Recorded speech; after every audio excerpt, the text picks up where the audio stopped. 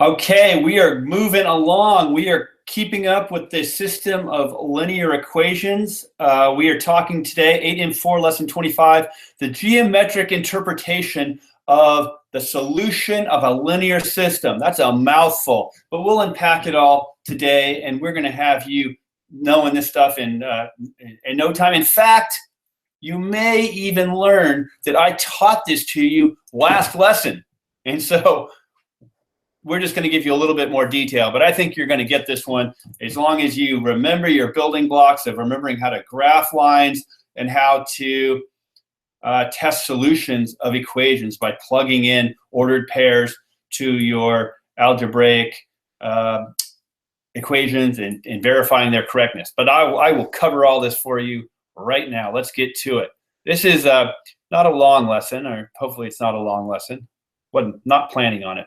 Okay, so we are talking today about the geometric interpretation of the solution of a linear system. Now, a solution of a linear system, that connects back to what we were talking about yesterday. Yesterday, they were using this word simultaneous equations.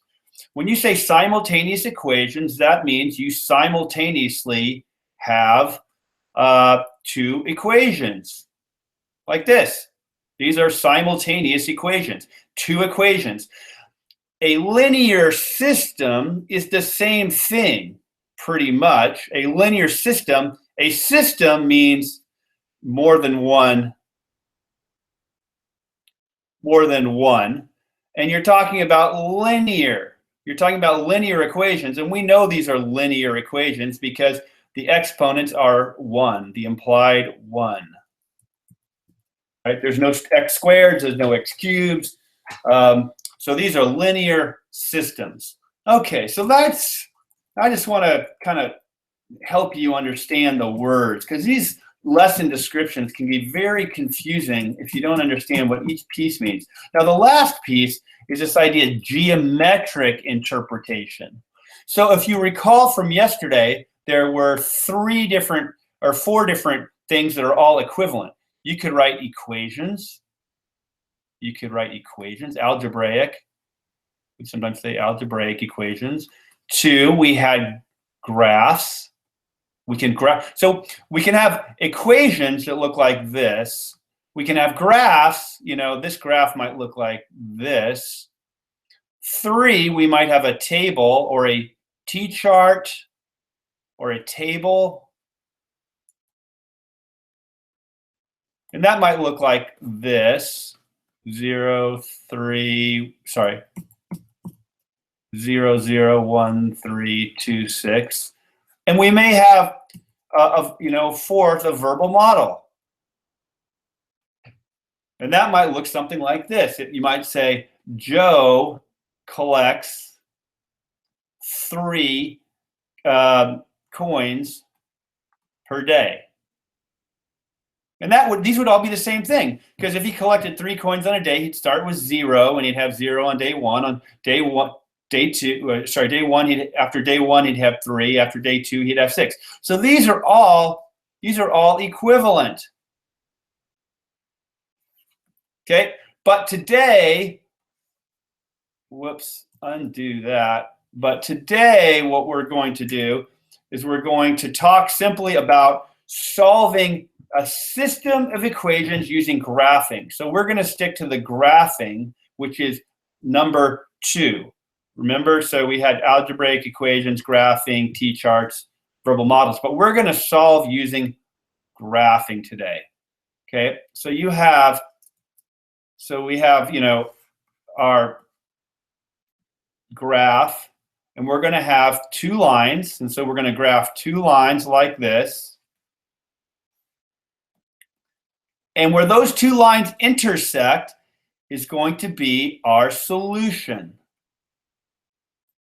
So the steps that we're going to take to solve these types of equations are: 1, we're going to graph our first line. I'll go over this more slowly on the next slide, by the way. Then we're going to graph our second line. 3. Then we're going to identify solution, which is an ordered pair. In this case, it might be, this solution might be 4, 1, right? 1, 2, 3, 4, up 1. So that's 4, 4, 1. And then 4, we have to check answer with original equations. Okay, so those are our 4 steps, and we're going to do this, I think, 3 or 4 times, and you're going to see that this is a pretty straightforward approach. Now, the key is that graphing works best when the answer contains 2 integer coordinates. So A and B, or the answer is only estimated.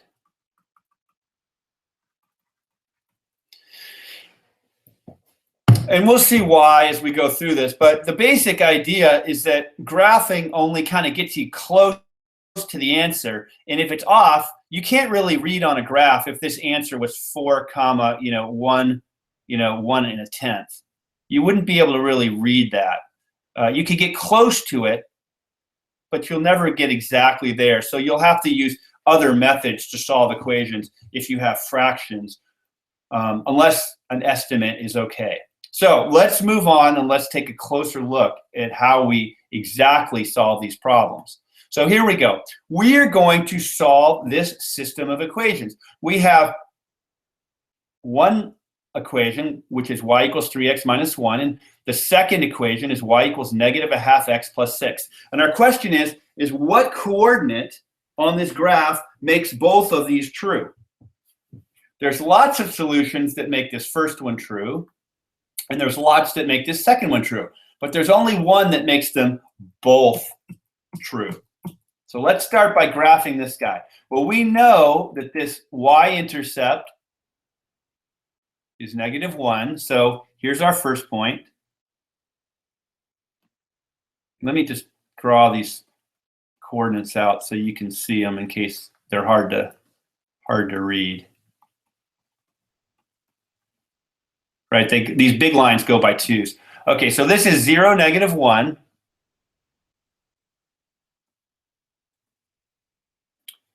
And then we go up 3. Our slope is 3 over 1. Refer to, again, this is not a graphing lesson. We've already learned how to graph these equations. So I'm going to kind of go over this quickly and assume that you know how to do this. So you go up 3, 1, 2, 3, up from -1 to 2, and over 1. Then we can go up 3 to 5, and over 1 to 2. Okay, now what I'm going to do is I'm going to make my line.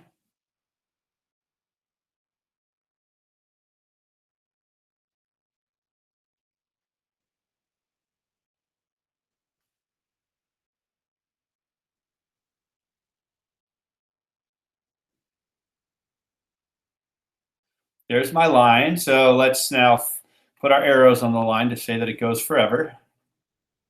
Now let's do our second line, and we're going to do this one in orange so we don't confuse anything here.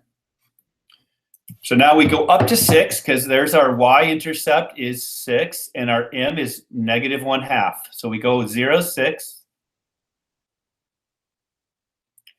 And we rise -1 and we run 2, right? Rise -1. So we rise down, go down 1 over 2, down 1 over 2. And it looks like we pretty much have our answer here. So let's graph this guy.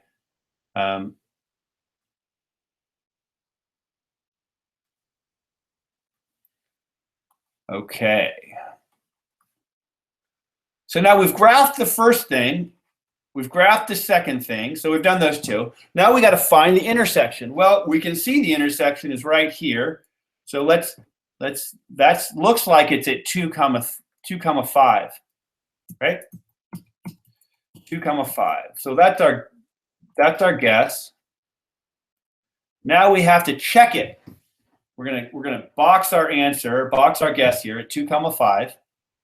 Now we have to check it in both equations. So let's check it in the first. We'll do the second equation first. And the way we check it is we say, well, if x is 2 and y is 5, we got to make sure that the equation is true. That's what we learned earlier this lesson, way earlier in this unit, how to check answers. So let's put a 5 in for y and a 2 in for x and see if it makes it true. And if it makes it true, then we have a workable solution for the second equation.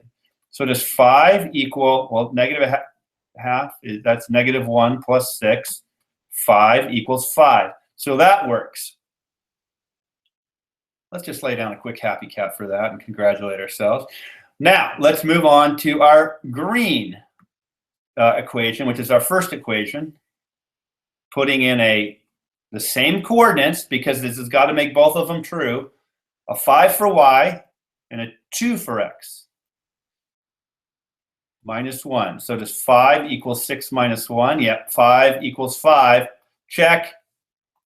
Happy cat. Happy cat. So we have now done all 4 steps, and we have a valid answer of 2 comma 5. And that is our ordered pair. And that's the only one that works. So only 1 point will make these 2 equations work, because that's visually what we see, and we have verified algebraically with that check. Okay, so let's do another one. This is going to throw you a little bit maybe, but you can try. We can call this homework help, because this is all you're going to be doing on your homework. We're going to be doing this one, then we'll do one more as well. But now you got to remember how to graph this green one here.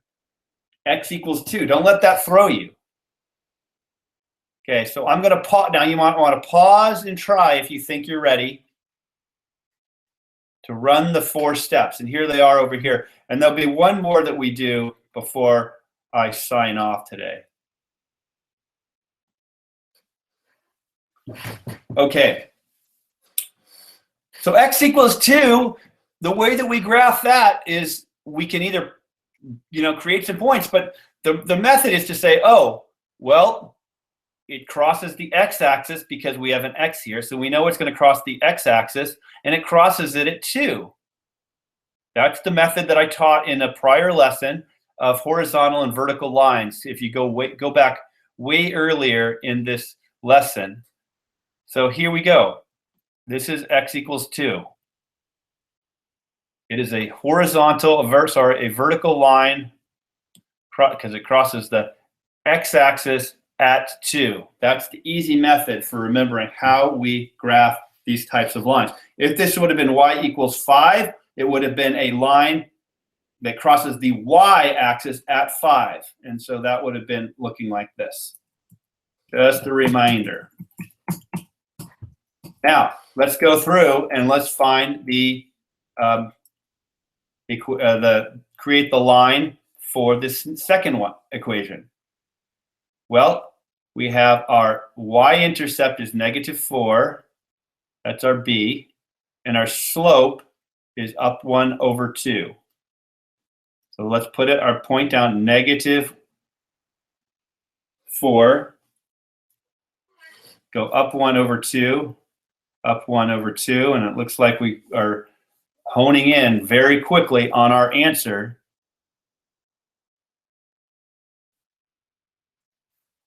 I think you might see it. So now we've graphed the first one, we've graphed the second one. Now we got to find the intersection. Well, the intersection's right here at 2,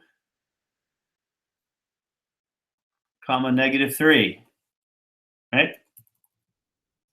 So 2, -3. Now we have to, there's our intersection, our proposed intersection. So now let's test it in both equations. Well, in the first equation, y is -3. -3 equals 1/2 times 2 minus 4. So minus 3 equals 1 minus 4. Negative 3 equals negative 3. Happy cat. That's check. Now we move on to our other equation, which is going to work out nicely. So in this one, it's interesting because x is 2. We have x is 2 and y is negative 3, but there's no y here, so I just plug in my x point for my x. There's no y to plug in. So we say, does 2 equal 2? And the answer is yes. Yes, it does, happy cat. So we have our solution because we have 2 checked equations. Our answer is 2 comma negative 3. Put a nice box around it. Put a nice bow on that. And put one more happy cat on that. And now let's move on to our last homework help. So I want you to solve this one by graphing and check. So I want you to pause plus try this guy. So here's 5, 10. I'll do this one for you in a second. Okay. I assume that you have finished this equation, that you have done this on your own graph paper, that you've just tried it. You're not just watching me, because just watching me gives you false sense of security. But let's do it. Y equals negative 1/3 x plus 2. This is our b is 2 and our m is negative 1/3. So here's our 0, 2. Our slope down 1/3, down 1/3. And we can make our line.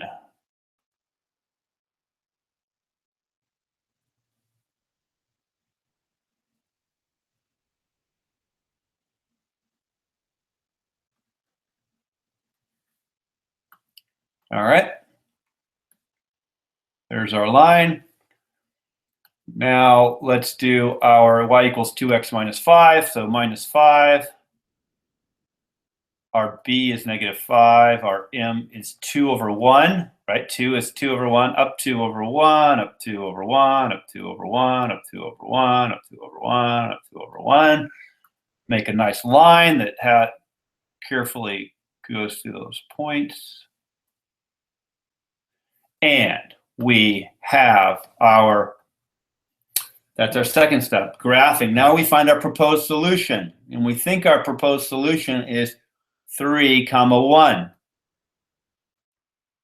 Well, that's what I think it is. So now we got to check it over here in this equation. Well, our 1 is our y, and our 2 is our 3 is our x. So does 1 equal 6 minus 5? 1 equal 1? Yes, it does. Happy cat. Now let's go and try our other equation with a 3 and a 1. So our 1 is our y, and our 3 is our x. So does 1 equal negative 1/3 of 3, cross, negative 1 plus 2. Does 1 equal 1?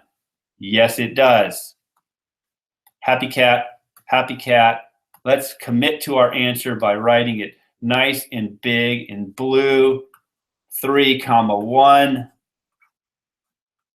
And that is our answer. And that's how we solve equations by graphing.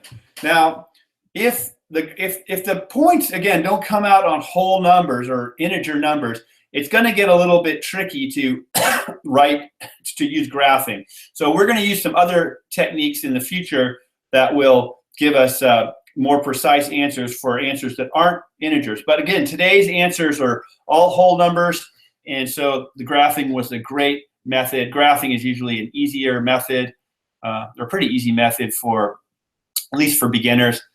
As you get more advanced in mathematics, usually people go with the algebraic methods. But I like the graphing methods because they're fun and they're kind of quick. So we will finish up. We only got to get to 31, lesson 31, and we'll be done with 8 and 4. You will have learned all the algebra you need for 8th grade to build a solid foundation moving forward. I hope you enjoyed today's lesson. If you do, hit the like button, subscribe to the video, tell your friends about it. Again, we're growing. And I enjoy teaching this stuff. So as long as you keep watching, I will keep doing them. All right. You're welcome. We'll see you next time with lesson 26.